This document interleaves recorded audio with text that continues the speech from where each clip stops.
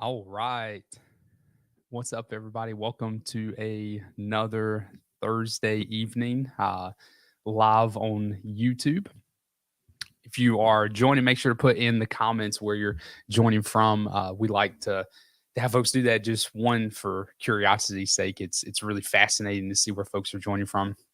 Also, it's going to help us as we grow this out to see where folks are joining from, so we can curate content that is applicable to you.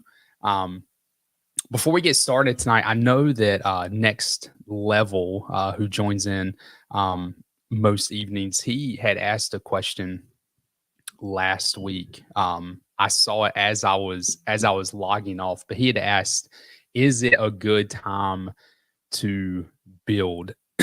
And I wanted to address that tonight because obviously, as I was clicking in stream, I saw the question pop up. But I thought his question was really good, and I think it's a one that is worthy of discussion. So, what I tell folks is, if you're building on a lot with a custom home builder, depending on your budget, that may or may not make a lot of sense. Those homes are going to tend to be significantly more expensive than other homes. But if you're building with a builder who already owns the land, and you're picking the floor plan and the finishes and all of that kind of stuff, that's going to be a much more affordable option, and honestly a really good option in this market. So hopefully that answers your question, Next Level. If not, just feel free to chime in whenever. But yeah, if you're just joining now, make sure to put in the comments where you're joining from. We are going to be talking about HOAs tonight, at least here at the beginning. So I'm pretty excited about this. Most people have very mixed feelings about HOAs. So most people are either going to be completely against them or completely for them. And we run into folks on both sides of the spectrum. I'm one of the few people who doesn't really care either way. We've lived in HOAs. We've lived in neighborhoods that do not have HOAs. They have their benefits and their cons along with it. But I wanted to talk about them for two reasons. One, we have folks who reach out and they say they do not want to be in a neighborhood with an HOA. And I wanted to talk a little bit about how common HOAs are in our area and use some data to talk about that. So we'll talk about that here in a minute. But I also wanted to use the time. I saw an article this week. It was in the Triangle Business Journal, and it was about how states are beginning to crack down on HOAs and their power. And I'm curious, I would love to hear from y'all what y'all think about HOAs. If you like them, if you hate them, if you think they have too much power. And so this article is really fascinating. And it uses a couple states as examples for essentially what they're doing to crack down. And North Carolina is one of these. And we'll get to North Carolina in a minute. But, Florida just passed recent legislation essentially designed to boost oversight of HOAs, homeowner associations. Michigan is considering legislation that would essentially prevent an HOA from having the authority to prevent you from installing solar panels on your house or something along those lines. But because HOAs have some pretty significant power in, at least in North Carolina, it sounds like in other states as well. And I'm going to share this graph with y'all because I found it really interesting. They listed out where HOAs dominate in the country. North Carolina actually does not have anything on this list. So these are the counties where HOAs dominate. I mean, Charlotte County in Florida, 87% of homes are in HOA. That is unbelievable.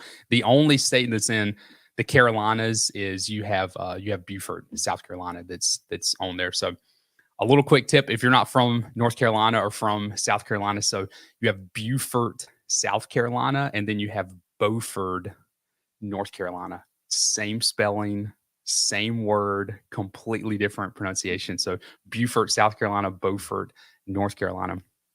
Really odd, but yeah, so that's the only one from the Carolinas that made the list.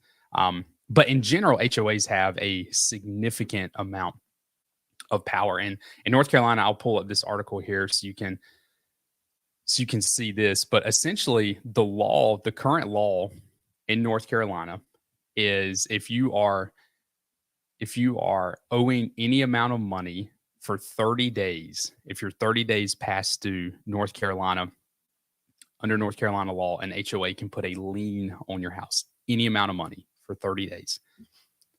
After 90 days, a lot of people don't know this, but after 90 days, the HOA can start a foreclosure process on your home.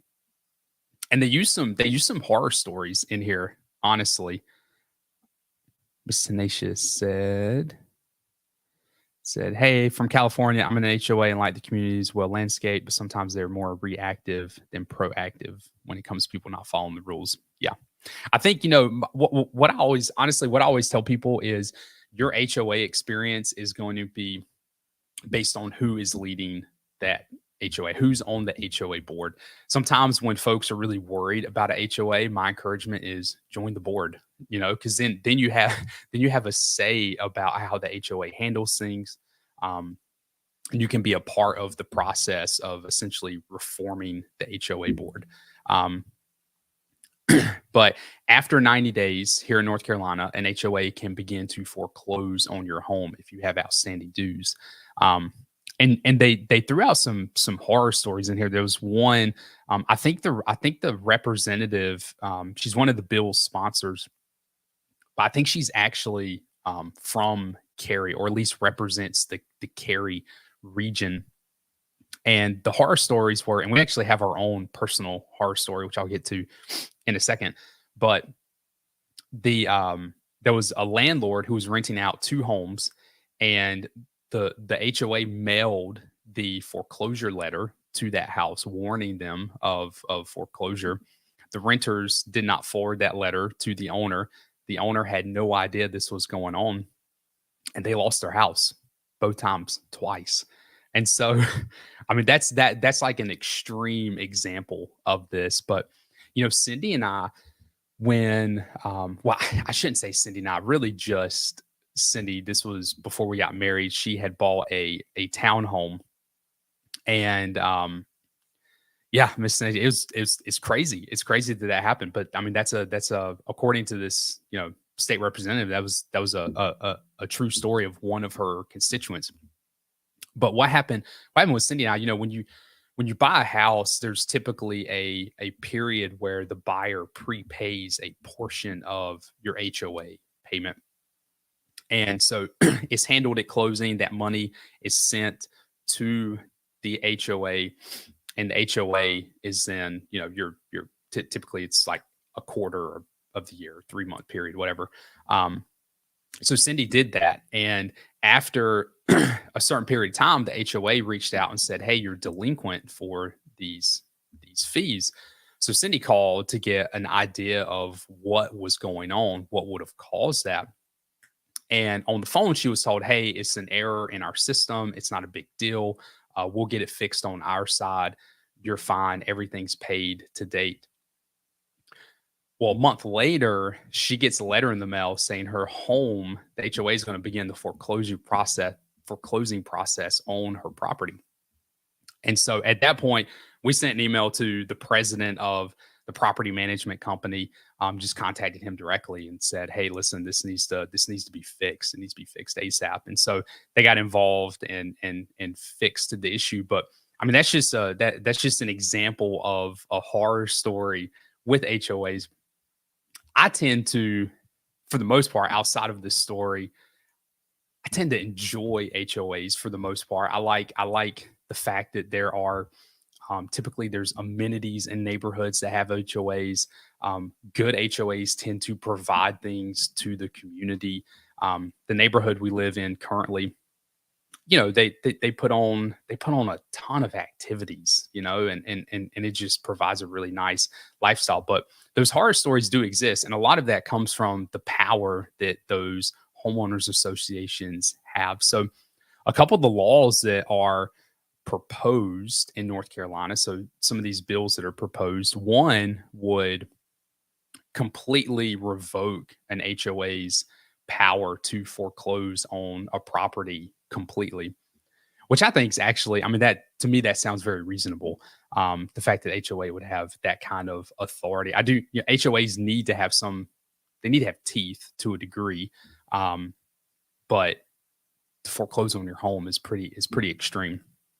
Another proposed bill would create a division within the Attorney General's office to essentially oversee these associations to make sure everything was staying in line and to help handle disputes between associations and homeowners, um, which probably wouldn't be a bad idea either. But all in all, you know, there is a pretty large movement right now, it seems, not just in North Carolina, but nationwide to begin to kind of push back on some of the power that these homeowners associations have.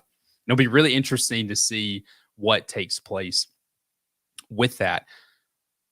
So, on to the second part of this, which is how easy is it to avoid an HOA in Raleigh or Durham or Chapel Hill and the Triangle in general? So I'm going to answer that question in two ways. So when I pulled up the MLS and I was doing a little bit of research, and what I came to find is that essentially every home that has sold in the last year, so this year I should say, any home that was pending, any home that was active, 55% of those homes were a part of an HOA. So I don't think that number is super accurate for the reason. And here's why: the MLS pulls in a significant amount of areas around the triangle that honestly, Cindy and I don't even do business in because they're so far away. Places like Smithfield or Sanford or Fayetteville, you know, just locations that are so far outside of the triangle region that our MLS pulls in, that I think it kind of skews the data. So what I did is I kind of tightened the radius on this. So I looked at Wake County, which is where Wake Forest, Raleigh, Cary, Apex, Holly Springs, all those towns and cities are located within Wake County. I looked at Durham County, which is where obviously Durham is, and a little part of Chapel Hill and a little part of Hillsborough is in Durham County. And then I looked at Orange County, which is where Chapel Hill is, and Hillsborough. And not that there aren't other counties that are a part of the triangle. Johnston County, Clayton's part of Johnston County. That's a huge part of the triangle. A lot of Fuquay is in Harnett County. A good portion of Chapel Hill is in Chatham County. Pittsburgh's in Chatham County. So not that those counties don't matter, but when most people call us moving into the area, Wake County, Durham County, Orange County kind of dominate those conversations. So when I pulled those three main counties and I looked at the percentage of homes that were in HOAs, it was significantly higher. So it was 70% of homes in Wake County, Durham County, Orange County that have sold in the last since January 1st are in homeowners associations. So that's a big number. And so when you're looking in this area and you're looking at not moving into an HOA, not wanting to move into an HOA, maybe it's a non-negotiable, you're essentially removing in our area about 70% of your options. And one thing to keep in mind too, even without an HOA, you know, there's a decent chance your neighborhood has some kind of restrictions put on it, some kind of covenants that existed from the very beginning when that subdivision was founded. Those would be found with the county at the Register of Deeds office. The enforcer of those would essentially be the county at that point because you don't have an HOA enforcing those covenants, but they would still exist. And so even in the absence of an HOA, there are certain restrictions that some neighborhoods are held to. But Miss Tenacious said, seems like a lot of builders are moving towards HOAs. Has pros and cons for sure. Yeah, and that's very true. I mean, honestly, the newer the house, the more likely there is an HOA. So when we tend to not see HOAs here is when the house is older, or maybe it's on they designate them in the MLS as not in a subdivision. It's like a house that's on like, kind of a back country road that's, maybe 100 feet off the road or so. Like those types of homes are obviously not in HOAs, but that's a really good point. They actually had a statistic about that. Let me see if I can find it. It was in the Triangle Biz Journal. I think it was 84. Yeah, here it is. In the United States, the number of newly built single family homes sold in 2022, so last year, that were part of a HOA reached 84%. So 84% of homes built in the country last year were in an HOA. And that's really not surprising. The only homes that are new construction that we typically don't see in HOAs are, custom luxury homes that are built in neighborhoods that have, they might have restricted covenants, but maybe there's not an HOA that comes with that.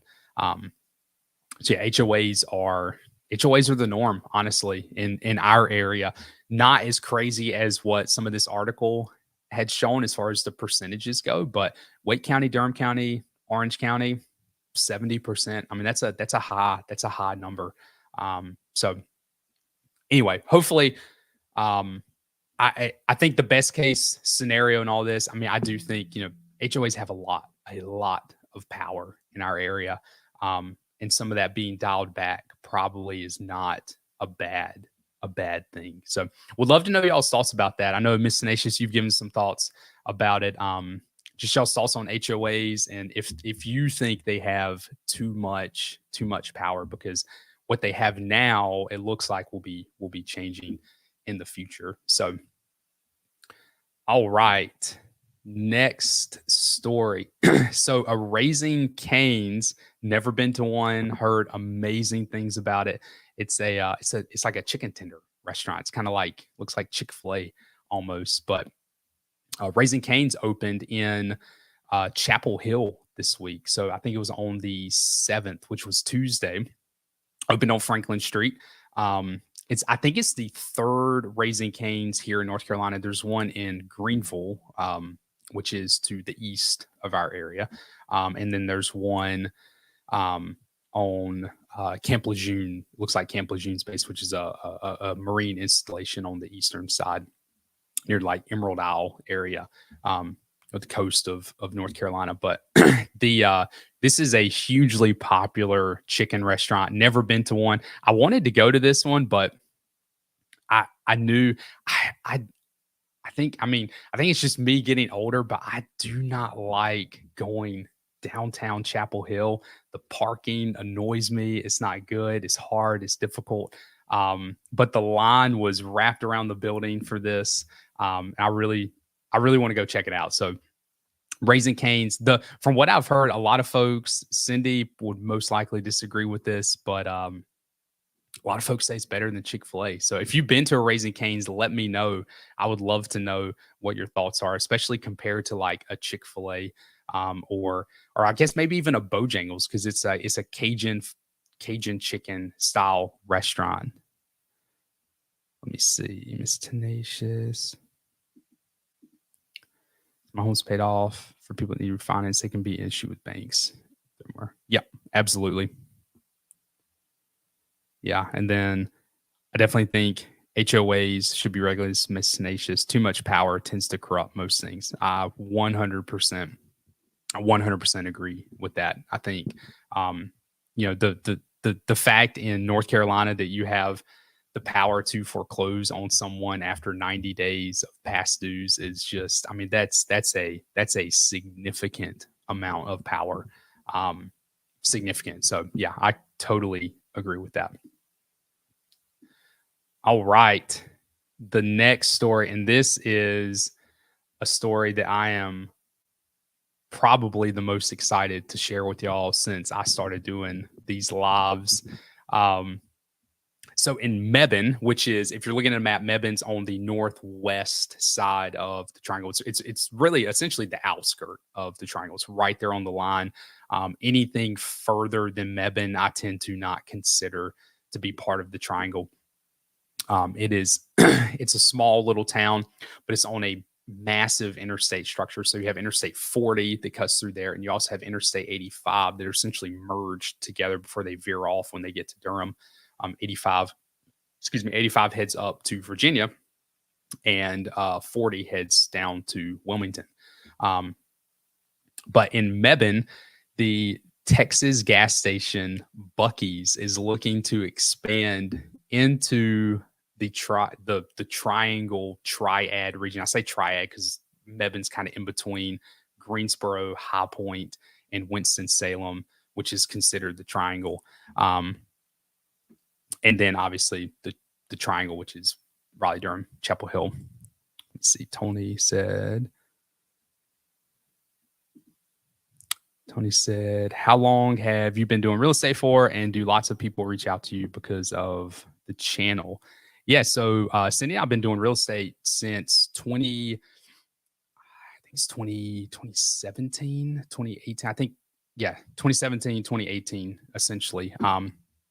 And we get a pretty significant number of people who reach out to us on a monthly basis from this channel. So yeah, YouTube folks reaching out is honestly some of our favorite folks to work with. So yeah, but great question. Let me see. Crystal said 84% is much bigger than I thought. Agree with Miss Nations. How older houses aren't primarily in HOAs? 2010s, 2000s. That's a really great question. I don't have the exact data on that. That would be interesting for me to pull though, and I'll actually do that because that would be something fascinating to know. Where I tend to see it is homes built 80s and earlier. That's just kind of that's with no data backing that up. That's just what I tend to see. Homes built 80s, 70s, 60s prior are typically homes that we don't see in an HOA community. But that's a fantastic question. So Buc-ee's is coming, potentially coming to Mebane. I don't know for sure. They submitted plans today, or maybe not today, but there was an article released today about plans they had submitted to Mebane. This would be Mebane on the Alamance side.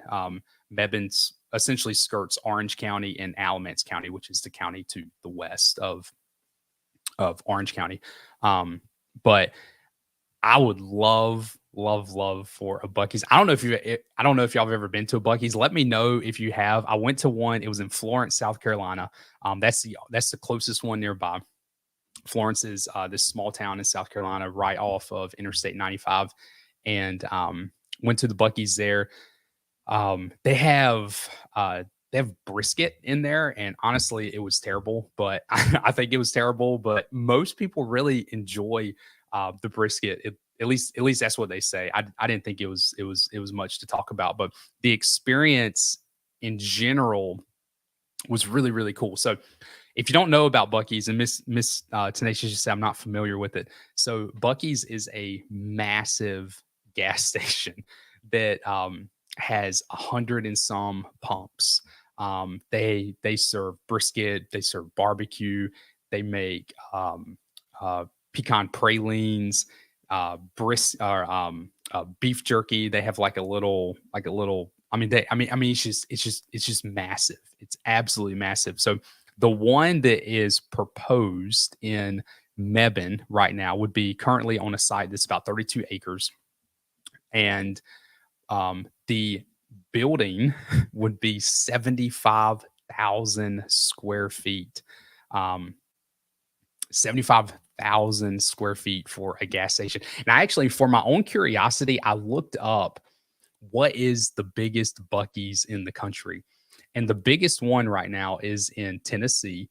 It's just, I think it's just outside of the Great Smoky Mountain region, but it's 74,000 square feet. So this one would be, and now I'm assuming that's accurate. That's what I pulled up on Google. So I'm assuming that's correct. But this one would be 1,000 square feet bigger than currently the biggest Buc-ee's in the nation. It's going to have if this happens again, this is a big if. Mebane has to obviously approve it, and then all the permitting process, and I mean this would be a long process.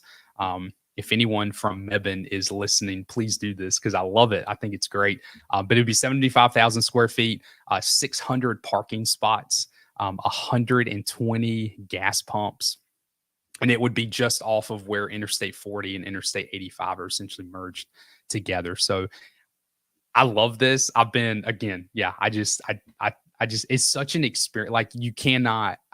For those of you who've never seen it, like Miss Tenacious, just go on YouTube and type in Buc-ee's, and it'll pull up. I mean, it's just it's almost unreal how big these places are. So I would love for one to come to the Triangle. That would be it would just be such a neat experience. But yeah, I mean they're massive. Crystal said my Austin colleagues are obsessed with Buc-ee's. Yeah, I'm sure. If you talk to anyone from Texas, because this is where this started. I mean, Texans love their Buc-ee's, but and they have a mascot. It's a little beaver, and it's just it's just an experience. But yeah, so Buc-ee's and Mebane, maybe, hopefully. All right, Tony, let me check out your question. How do you feel about new business in the Triangle? My business partner lives down in Raleigh, and we're deciding if we should open up a storefront. I want to move down there either way. Thought I would ask.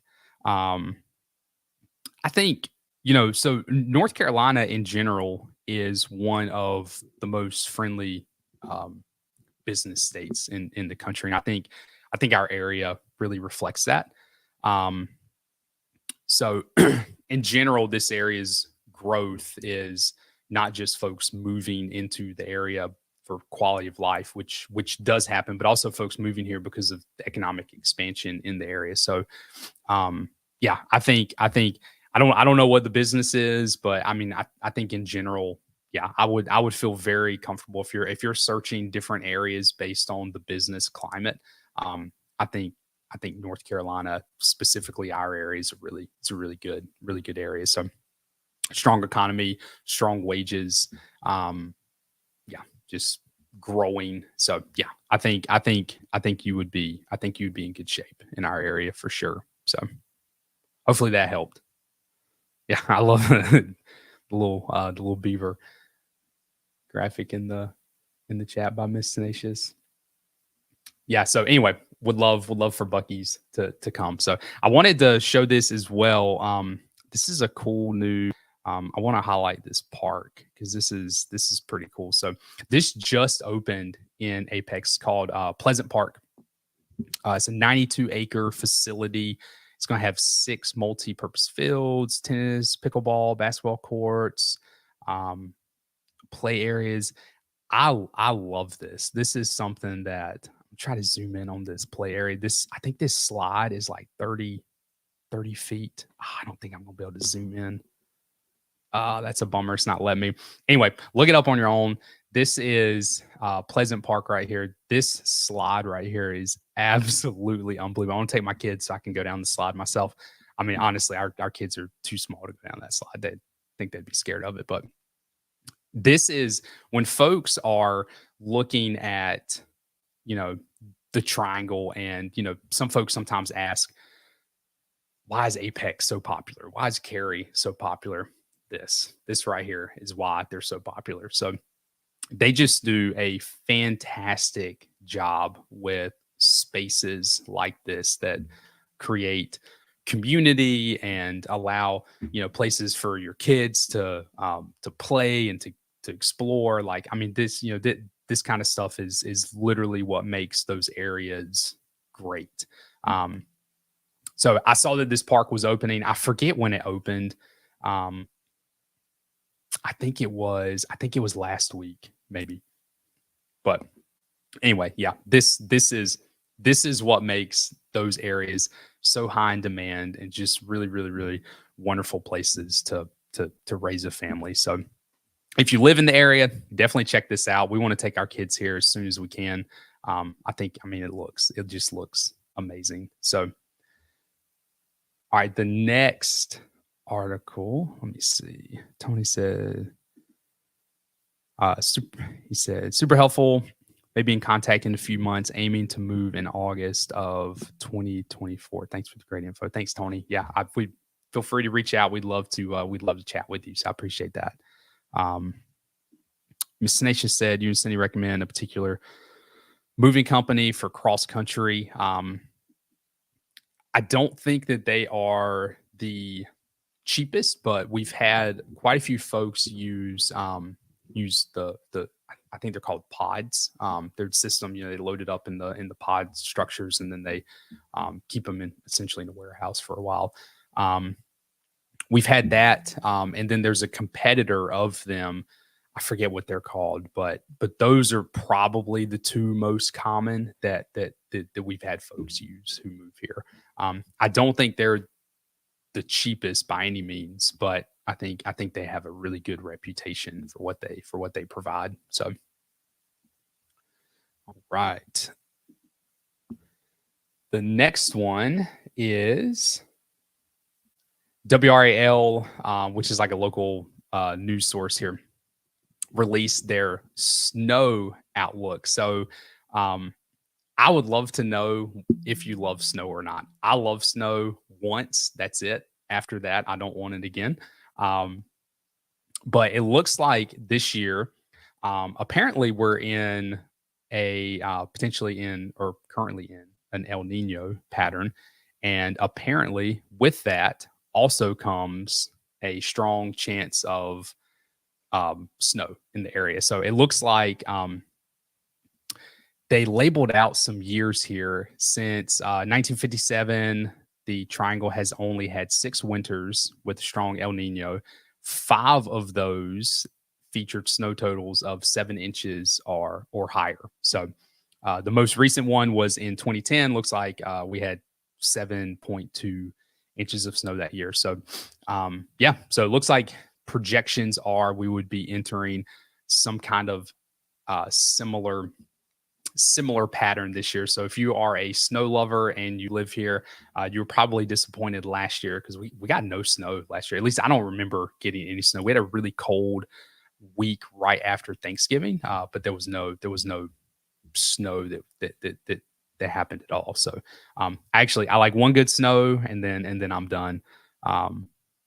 Miss Tenacious said, I love snow. I grew up in the Midwest. Yeah, it's nice once and then I'm done. So I wanted to wrap up just with a little bit of mortgage rate news. So mortgage rates are just hovering right at 7.5, which is honestly really good compared to where they were. I know 7.5, saying that that's really good feels it feels pretty disingenuous, but I mean, compared to where they were a couple weeks ago at 8, being at 7.5 is a much better place. So hopefully we are done with 8, and we can hover here or come down a little bit as we head into the new year. So Crystal said, saying 1 snowfall per year is perfect. Used to live in New York, now in Charlotte. Looking forward to Raleigh once our house sells in Charlotte. Yeah, Charlotte. I grew up in the Charlotte region, a small town called Albemarle, right outside of Charlotte. So that's really cool. Yeah. Once a year is perfect. Anything else is don't want it. So, but yeah, I think some positive news in general with with the 7.5% interest rate. I think, with where things were a couple weeks ago, the drop from 8 into the mid to low 7s was incredibly fast.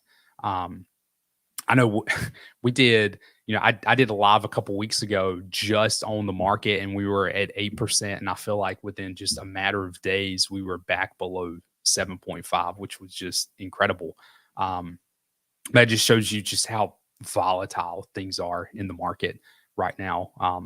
And essentially everywhere. So, but yeah, a little bit of good news there. I think 7.5, much better than 8, much better. Sarah, oh, Sarah lives in Mebane. Prospect of having a Buc-ee's is both exciting but also scary. I'm worried about the traffic impact around the area. Currently, Charlingwood is just a 2-lane road. Yeah, they are. They'll 100% have to do something about the roads there. I know in Florence, I mean, it was in it was insanity trying to get into there. They had their own traffic circle set up essentially to get into the Buc-ee's. So definitely understand the concern of traffic. So, I mean, when you think about it, 75,000 square feet, 600 parking spaces, 120 pumps. I mean, yeah, that's going to put stress on that particular area. They actually in the article, I don't think did I share it? Yeah, here it is. Yeah, my Fox 8. So you can go read the article on your own, but they actually interviewed the family that lives right across the street from this location. It was really fascinating reading their point of view of this, and it was essentially your point of view, Sarah, where there was some excitement there from them, and there was also, what is this going to do to essentially the front of my house as I step out my front door and look at this. And so I totally understand that. Snacia says, does Buc-ee's also have charging stations? It's a good question. I didn't notice any when I was in Florence. I'm sure they do. I don't know why they wouldn't. It's such a large parking area. But that's a good question. Yeah, Sarah, thanks for chiming in, by the way. It's a really good point of view from someone who actually lives in Mebane, given their thoughts on that. So, all right, y'all, that is all I have scheduled for tonight. Thanks so much for y'all's participation tonight. This was really good. I loved all this. So I hope that y'all have a good rest of your week and a good weekend. And I will see y'all back here next week at 7 p.m. Bye, y'all.